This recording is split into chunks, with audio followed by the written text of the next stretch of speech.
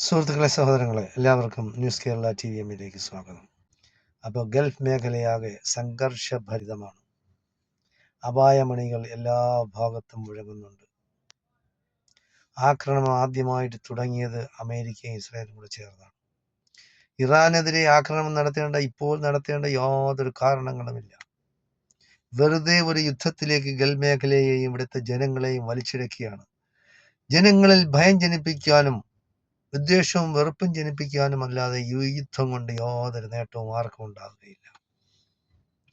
ഇറാനിലെ സ്കൂളിൽ ബോംബ് സ്ഫോടനം നടന്ന് 51ഓളം പെൺകുട്ടികൾ മരിച്ചതായിട്ട്.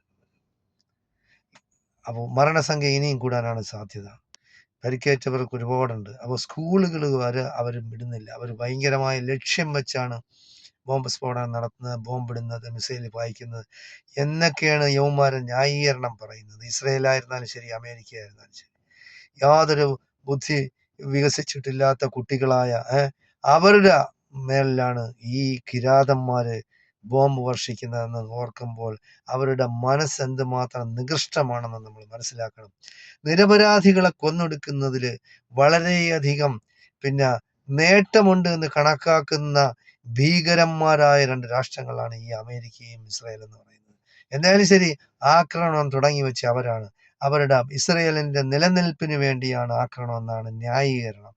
എന്ത് ന്യായീകരിച്ചാലും ശരി, ഇസ്രയേലിന്റെ നിലനിൽപ്പിന് ആരാണ് ഭീഷണി? അവർ തന്നെയാണ് ഭീഷണി. അവരുടെ ചെയ്തികൾ തന്നെയാണ് ഭീഷണി. അവർ ഈ രാജ്യത്ത് ഈ ലോകത്ത് എന്തെല്ലാം കുഴപ്പങ്ങൾ ഉണ്ടാക്കും. ലോകത്തിലെ ഏറ്റവും വലിയ കൂട്ടിക്കൊടുപ്പുകാരനാണ് നെതന്യാഹു മാത്രമല്ല, നെതന്യാഹുവിന്റെ മുൻഗാമികളും അങ്ങനെ തന്നെയാണ്.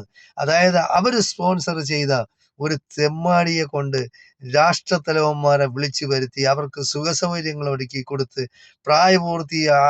ആകാത്ത പെൺകുട്ടികളെ വരെ കാഴ്ചവെച്ച് കൂട്ടിക്കൊടുപ്പിന്റെ പുതിയ ഒരു മാനമുണ്ടാക്കിയെടുത്ത ഈ ചെറ്റകളാണ് യൗമാരാണ് ഈ യഹൂദന്മാരെന്ന് പറയുന്ന ലോകത്തിലെ വെറുക്കപ്പെട്ട വ്യക്തികളാണ്. നമ്മൾ മനസ്സിലാക്കണം, നരേന്ദ്രമോദി ഒരു വിവാഹം കഴിച്ചു. ആ ഭാര്യയെ പോലും നോക്കാത്ത നരേന്ദ്രമോദി പ്രായപൂർത്തിയാകാത്ത പെൺകുട്ടികളുമായിട്ട് കാമകേളികളിൽ ഏർപ്പെട്ടു എന്നുള്ള അവരുടെ എഫ്സ്റ്റീന്റെ ഫയലുകൾ നമ്മളെ തുറച്ചു നോക്കുകയാണ്. എന്തായാലും ശരി, നമ്മൾ വിചാരിക്കുന്നത് പോലെയല്ല ലോകം മുന്നോട്ട് പോകുന്നത്. ട്രംപ് ആയാലും ശരി, ട്രംപിന് മുമ്പുള്ള US പ്രസിഡന്റുമാരായിരുന്നാലും ശരി, നമ്മുടെ സാക്ഷാൽ നരേന്ദ്രമോദി വിശ്വഗുരു, ദൈവത്തിന്റെ അവതാരമായിരുന്നാലും ശരി, എന്തെല്ലാം കാട്ടിക്കൂട്ടിയിട്ടുണ്ടെന്ന് വരും ദിവസങ്ങളിൽ നമുക്കറിയാൻ കഴിയും. എന്തെല്ലാം നിലത്തിലുള്ള ഫയല് അവരുടെ കയ്യിൽ, യഹൂദന്മാരുടെ കയ്യിലുണ്ടെന്ന്. അപ്പൊ യഹൂദന്മാരും അമേരിക്കക്കാരും ചെയ്യുന്നത് പറയുന്ന അവരുടെ വരുതിയിലാക്കാൻ വേണ്ടി ഏത് തരത്തിലുള്ള ചെറ്റത്തരവും കാണിക്കുക. അത് മനസ്സിലാക്കാനുള്ള കഴിവ് ഇന്ത്യക്കാരനായ പ്രധാനമന്ത്രിക്ക് ഇല്ലാതായിപ്പോയി. നമ്മൾ എന്താണ് പറയുന്നത്? 140 കോടി ജനങ്ങൾ നിങ്ങൾക്കൊപ്പമാണ്, ഈ യഹൂദന്മാർക്കൊപ്പമാണെന്ന് അവിടെ ചെന്ന് ഉറപ്പ് കൊടുത്തിട്ട് വന്നു.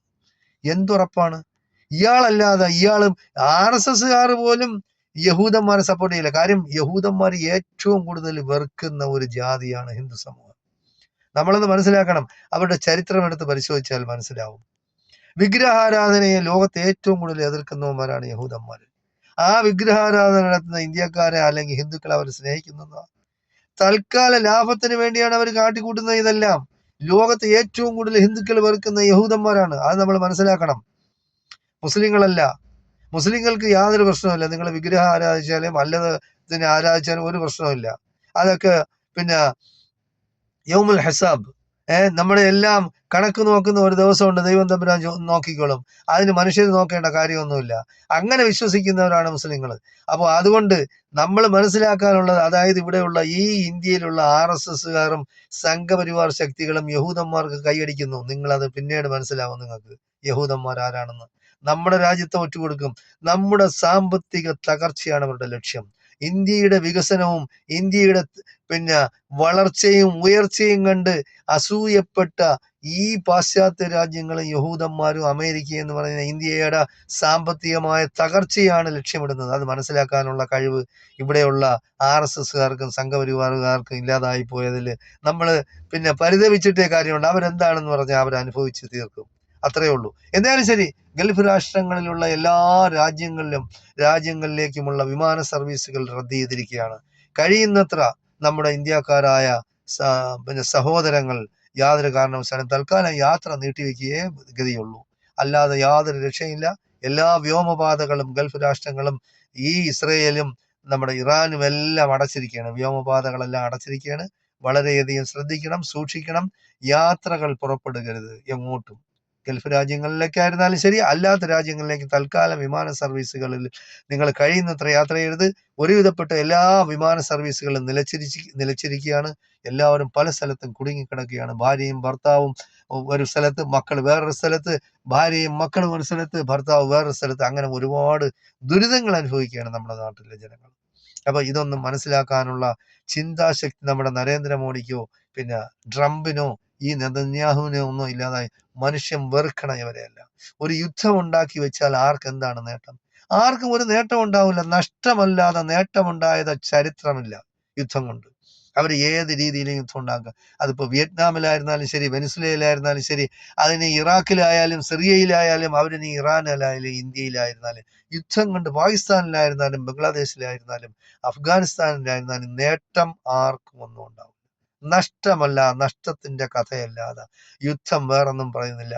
ദുഃഖത്തിന്റെ കഥയല്ലാതെ, അംഗവൈകല്യം നഷ്ടപ്പെട്ടവരുടെ കഥയല്ലാതെ, ദുഃഖവും പേര് നടക്കുന്ന ജീവിതം അവസാനിപ്പിക്കണമെന്ന് ആഗ്രഹിക്കുന്ന ഒരു കൂട്ടം മനുഷ്യരുടെ അതല്ലാതെ നമുക്ക് വേറൊന്നും യുദ്ധം കൊണ്ട് നേടാൻ കഴിയുകയില്ല എന്ന് മനസ്സിലാക്കാനുള്ള വകതിരിവ് ഈ തെമ്മാടികളായ, ഈ മണ്ടന്മാരായ, ഈ ബുദ്ധിസ്ഥിരതയില്ലാത്ത തെമ്മാടിക്കൂട്ടങ്ങൾക്ക് അവർക്ക് അറിഞ്ഞൂടാ.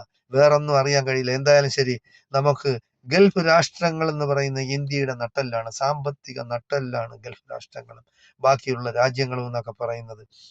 അതെല്ലാം ഒരു ദിവസം കൊണ്ട് ഇല്ലാതാക്കാനുള്ള ശ്രമമാണ് അവർ നടത്തുന്നത്. ഏതെല്ലാം രീതിയിൽ മനുഷ്യനെ ബുദ്ധിമുട്ടുണ്ടാക്കാനൊക്കെ അതെല്ലാം ബുദ്ധിമുട്ട് ഉണ്ടാക്കുക എന്നുള്ളതാണ് അവരുടെ ലക്ഷ്യം. മനുഷ്യര് സന്തോഷമായും സമാധാനമായും സൗഹാർദ്ദമായും ജീവിക്കുന്നത് ഇഷ്ടമല്ലാത്ത ഈ തെമ്മാടിക്കൂട്ടങ്ങളെ പടച്ച തമ്പുരാൻ, അതായത് സർവശക്തനായ അള്ളാഹു തന്നെ കടുത്ത ശിക്ഷ ഇറക്കി അവർക്ക് മറുപടി കൊടുക്കുമെന്നാണ് പറയുന്നത്. ആവശ്യമില്ലാത്ത ഗൾഫ് രാഷ്ട്രങ്ങളെപ്പോലും ഇവര് ഈ യുദ്ധത്തിൽ വലിച്ചിഴക്കുകയാണ്. എന്തെല്ലാം തീരാ നഷ്ടങ്ങളായിരിക്കും ഇനി ഉണ്ടാകാൻ പോകുന്നത് നമുക്ക് പറയാൻ കഴിയില്ല. ആരുണ്ട് ഈ യുദ്ധം നിർത്താൻ വേണ്ടി മുൻകൈ എടുക്കുന്നത്? ആരുമില്ല. ഈ ലോകത്ത് ആരുമില്ല. പണ്ടുണ്ടായിരുന്ന ഇന്ത്യയും പിന്നെ ബാക്കി ഈജിപ്തിലെ നേതാവ് അബ്ദുൽ നാസർ, പിന്നെ നമ്മുടെ പണ്ഡിറ്റ് ജവഹർലാൽ നെഹ്റു, അല്ലെങ്കിൽ നമ്മുടെ ഇന്ദിരാഗാന്ധി ഉണ്ടായിരുന്നു. ഇവരെല്ലാം മുന്നിട്ടിറങ്ങുമായിരുന്നു. പക്ഷെ ഇന്ന് നരേന്ദ്രമോദി എന്ന് പറഞ്ഞാൽ ഒരു പക്ഷത്ത് പോയിട്ട് യഹൂദന്മാരോടൊപ്പമാണ് ഞങ്ങൾ 140 കോടി ജനങ്ങൾ എന്ന് പറഞ്ഞിട്ട് വന്നു. അപ്പോ ഇതൊക്കെ എന്താണ്? നമ്മുടെ സന്ദേശം എന്താണ്? നമ്മൾക്ക് യാതൊരു പിന്നെ നിലപാടില്ലാത്ത ഒരു രാജ്യമായി വന്നിരിക്കുകയാണ്. നമ്മൾ ഒരു ചേരിയിലും ചേരാതെ നിന്നിട്ടുള്ള രാജ്യങ്ങളാണ്. ഇപ്പൊ യഹൂദന്മാർക്ക്, അതായത് ലോകം വെറുക്കുന്ന, ലോകത്തിലുള്ള എല്ലാ രാജ്യങ്ങളിലെയും കൂട്ടായ്മയാണ് UN എന്ന് പറയുന്നത്. അവര് പോലും എത്രയെങ്കിലും പ്രമേയം പാസ്സാക്കി. യൂറോപ്യൻ യൂണിയൻ അവർക്കെല്ലാം യാത്ര നിരോധിച്ച ഒരു ഭരണകൂടം ഭരിക്കുന്ന രാജ്യത്ത് പോയിട്ട് 140 കോടി ഇന്ത്യക്കാർ യഹൂദന്മാർക്ക് ഒപ്പമാണെന്ന് പറയാൻ ഇയാൾ ആരാണ്? ഇയാൾ ഒരു പമ്പര വിഡ്ഢിയല്ലേ? ഇയാൾക്ക് യാതൊരു വിവരമില്ലാത്തവനല്ലേ? അവിടെ പോയി അങ്ങനെ പറയാൻ കൊള്ളാമോ? ലോകം വെറുക്കുന്ന ഒരു രാജ്യത്ത് പോയിട്ട് പറയാണ് ഞങ്ങൾ നിങ്ങളോടൊപ്പമാണ്. അപ്പൊ നമ്മൾ ആരായി? നമ്മളും വെറുക്കപ്പെട്ടവരായില്ലേ? അപ്പൊ RSS സംഘപരിവാർ ശക്തികൾ വെറുക്കപ്പെട്ടവരായതുകൊണ്ട് ഇന്ത്യക്കാരെല്ലാം വെറുക്കപ്പെട്ടവരാവണമെന്ന? ബുദ്ധിയില്ലാത്ത ഈ ശുദ്ധമണ്ഡനായ ഈ നരേന്ദ്രമോദിയെ ഇംപീച്ച് ചെയ്യണം. അതിന് തയ്യാറാവണം ഇവിടുത്തെ പ്രതിപക്ഷ പാർട്ടികൾ രാജ്യം സ്തംഭിപ്പിക്കണം.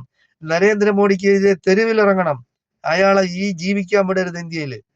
അയാളെ അറസ്റ്റ് ചെയ്ത് അകത്താക്കണം. പട്ടാളവും പോലീസുമെങ്കിലും തയ്യാറാകണം ഇയാളെ അറസ്റ്റ് ചെയ്ത്. ഇവർക്കൊക്കെ വട്ടാണ്, തലയ്ക്ക് വട്ടളവിയിരിക്കുകയാണ്. ഇവർക്കൊന്നും രാജ്യം ഭരിക്കാൻ യോഗ്യത ഉള്ളവരല്ല. എന്നാലും ശരി, രാജ്യം പോകുന്ന പോക്കായിരുന്നാലും ലോകം പോകുന്ന പോക്കായിരുന്നാലും അപകടത്തിലേക്കാണ്. ഇതിൽ നിന്ന് രക്ഷപ്പെടാൻ നമുക്ക് സർവശക്തനോട് പ്രാർത്ഥിക്കുക മാത്രമേ നമുക്ക് പിന്നെ കരണീയമായിട്ടുള്ളൂ. വേറെ നമ്മൾ എന്ത് ചെയ്യാനോ? നമ്മൾ നിശബ്ദരായി ഇരുന്നിട്ട് ഒരു കാര്യമല്ല. ദൈവത്തോട് പ്രാർത്ഥിക്കുക. എല്ലാ സമുദായങ്ങളും അവനവന്റെ ദൈവത്തോട് പ്രാർത്ഥിച്ച് ഇതിനൊരു പരിഹാരം ഉണ്ടാക്കാൻ ദൈവം തന്നെ കണഞ്ഞ് പരിശ്രമിക്കട്ടെ. അല്ല നമുക്ക് വേറൊന്നിനും പറയാൻ കഴിയില്ല. എന്തായാലും ശരി, യുദ്ധം അവസാനിച്ച് കാണാൻ ആഗ്രഹിക്കുന്ന സമാധാന പ്രേമികൾക്ക് വേണ്ടി പടച്ചതമ്പുരാൻ എന്തെങ്കിലും ചെയ്യും എന്ന് നമുക്ക് കണക്കാക്കി സമാധാനപ്പെടാം. അസ്സലാമു അലൈക്കും വറഹ്മത്തുള്ളാഹി.